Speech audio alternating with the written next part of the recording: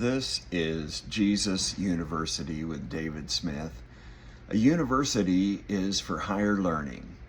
Simply learning the teachings of Jesus Christ in the New Testament is higher learning, friends. Let's jump right into a verse here in Jeremiah chapter 9, verse 3. It says, "And like their bow, they have bent their tongues for lies. They are not valiant for truth on the earth. They proceed from evil to evil and do not know me, says the Lord." This is Jeremiah for you. He's dramatic and straightforward. I love the phrase, valiant for truth. I want to be valiant for truth. Friends, if we don't have kindness with our truth, then I don't see how we're going to be very valiant in our generation. The Bible teaches this, to speak the truth in love. Kindness is key to opening people's hearts to truth. Why would someone strap a bomb on themselves and blow themselves up? How could a person like that have a group to support them? Apparently, there are people getting lied to on this earth. The one that's doing that lying is the devil. How can a person look in the mirror and see themselves as overweight when they're dying of starvation? This is a sad situation that some people have struggled with. And these are dramatic examples of the fact that there are lies in the world that we're dealing with here. This battle for truth has been going on since the Garden of Eden. Eve was there in the garden. Adam and Eve both knew that they were not supposed to eat from the tree of the knowledge of good and evil. And the devil lied to Eve and told her that it's not going to hurt anything.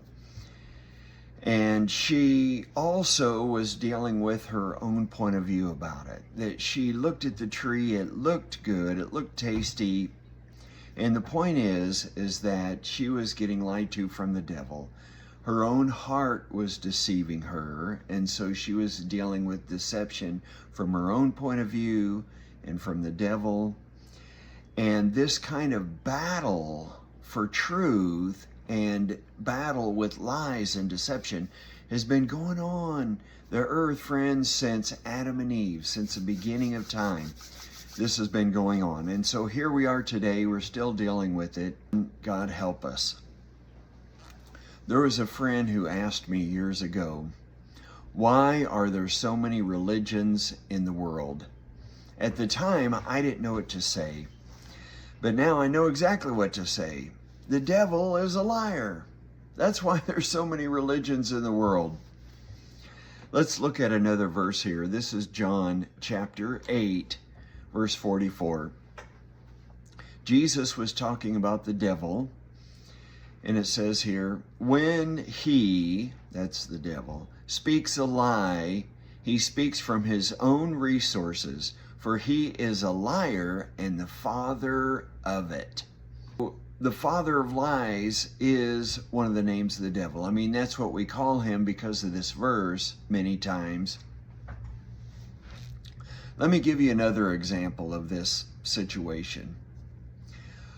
Before I was serving God, I was living sinfully in my youth, my teen years, but I felt like I was a good person, even though I was living sinfully.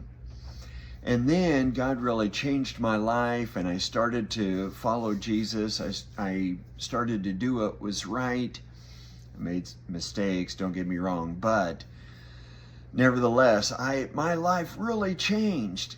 And then I started feeling like a bad person. So when I was living sinfully, I felt like a good person. Then I turned to do what's right, and I feel like a bad person. Doesn't it seem like I'm getting lied to here? I remember a Sunday school teacher years ago.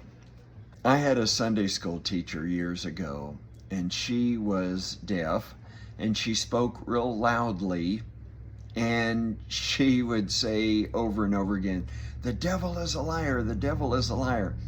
But it took me a long time to figure out that the devil is lying to me. And that was the point that I'm supposed to be getting out of what she was teaching. And it took me a while to figure that out. And I was certainly, friends, I was getting lied to in so many different ways. And it took me a while to figure out how to deal with that and how to take my thoughts captive. But friends, what we're talking about here is spiritual warfare. And spiritual warfare is a basic Christian teaching. So I'm calling this message Valiant for Truth, which is really just a part of the broader subject of spiritual warfare. Well, let's look at that verse I was talking about here. It's in 2 Corinthians chapter 10, verses 4 through 5. It says, "For the weapons of our warfare are not carnal, but mighty in God for pulling down strongholds, casting down arguments and every high thing that exalts itself against the knowledge of God, bringing every thought into captivity to the obedience of Christ." I looked up that word one time, captivity, and what it meant in the original language. And it was a word that's used for like capturing someone by the spear. And so it really gave me an image of spiritual warfare in my own mind, that I need to be able to watch my thought life like as if I'm holding a spear at the door of my mind.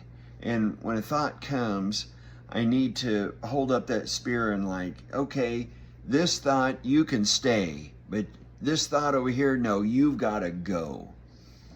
And to bring those thoughts to the obedience of Christ. When I first began to learn this, I thought that thoughts were just something that kind of happened to you. I didn't think about the fact that I can lead my thoughts. At first, it was really challenging to try to watch my thought life, and it was more like a general thing, like, okay, instead of going this way, I'm going to go kind of this way. But I've learned better how to watch my thought life, and part of it is too, if I'm dealing with a lie and I know it's a lie, I can just ignore that. I don't need to worry about every thought that comes into mind. That's not the point of taking thoughts captive. The point is what I accept and what I do not accept. And some of the things that I don't accept, I just ignore them. I just don't pay attention to it because it has no power over me because of Jesus. See, and that's faith. The point is too, friends, is that it takes an effort to avoid lies in our own minds. But it's worth the effort. That if I allow a lie into my mind, I'm going to be worse off than the effort it took to watch out for my thought life. Does that make sense? Friends, watching your thoughts is a worthwhile effort. And I hope that I'll just say God bless you in your own thought life to help you in your personal spiritual battle in life. Friends, one of the times in life that we really have to watch this is when we're going through a trial.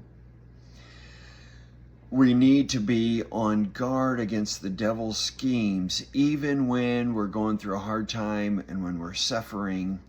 It may be tempting to feel like that God doesn't love you when you go through a bad time, if you're going through a bad time now, or things in the past that you've been through. You may have dealt with questions like that and even doubts like that in your mind. But the answer to that, I believe, one of the simple and clear answers is the cross. The cross means that God cares. No matter where we're at, no matter what we're going through, the cross is a clear demonstration to us of the love of God. It says in John 17:17, sanctify them by your truth. Your word is truth. He was talking about the fact that the Bible is the truth. There's so many different issues of life that the Bible answers questions for us. And so if we can find a biblical answer to a question that we have, it can be so helpful to us. And sometimes it's worthwhile to memorize a verse that hits a spot for us when we're dealing with a different question or a doubt or an issue of truth or lies in our heart, that we can find a Bible verse that addresses it and then memorize it, remember it.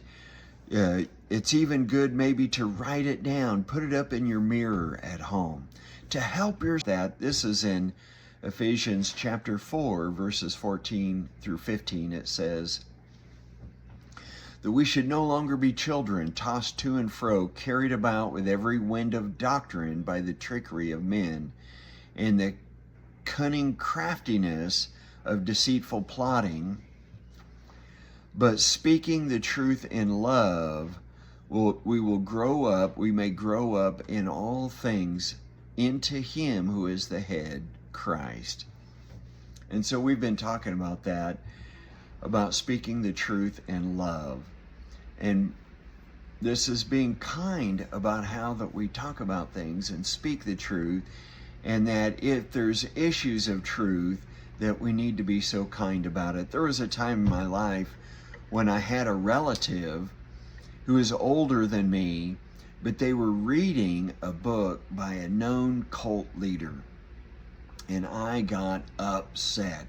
I jumped all over them, telling them how bad it was and how terrible it was that, this whole book that they're getting into and why and all this stuff. And I may have made some good points, but I certainly did not handle it right. What's funny is that very morning, the Lord had spoke to me and said, your ways are not my ways. And I had it written down there. And later I'm struggling with, God, don't you care about, this person maybe being influenced to get off track? And the question wasn't whether God cared. The question was, how am I speaking truth? How am I addressing the issues of truth? And the fact that I wasn't approaching this subject with kindness, with love, with patience, and friendliness, I just, spoiled the whole effort that I was trying to accomplish because of the way I went about it. Our relationships are so important. God wants us to love one another, and that includes speaking truth. But if we get all upset like that, then we're going to damage relationships, and we could possibly push people further in a bad direction by not handling it right like I did. But God is big, and if we've made mistakes like that, then the best thing to do is to humble ourselves and say, I did not handle that right. It's good for us to learn how to speak up, but also how to handle it with kindness and patience. Let me summarize things a little bit before we go. Being valiant for truth, it starts in our own heart and mind. And when it's time to speak truth to others, it's so important to be kind about it. Join us next time, friends, for Jesus University. Pray for me, friends. Bye for now.